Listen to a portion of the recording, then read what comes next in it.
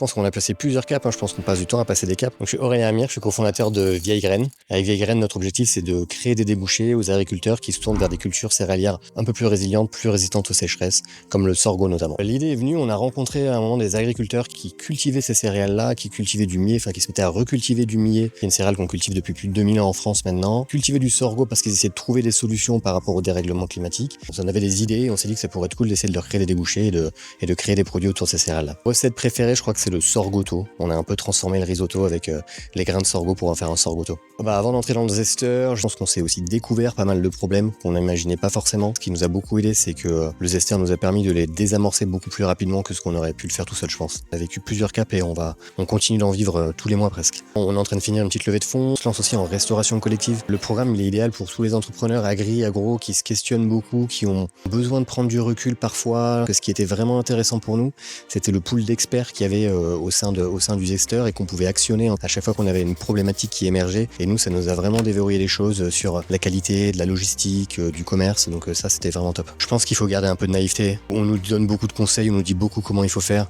Je pense qu'il faut savoir accepter ça, prendre les infos, mais garder un peu de naïveté et essayer des choses, quoi. Non, puis en tout cas, merci aux zesters de continuer à être présents. Nous, on a quitté le programme il y a 1 an et demi et on a toujours des contacts très réguliers et c'est hyper plaisant. Donc on continue de partager ce moment et c'est cool.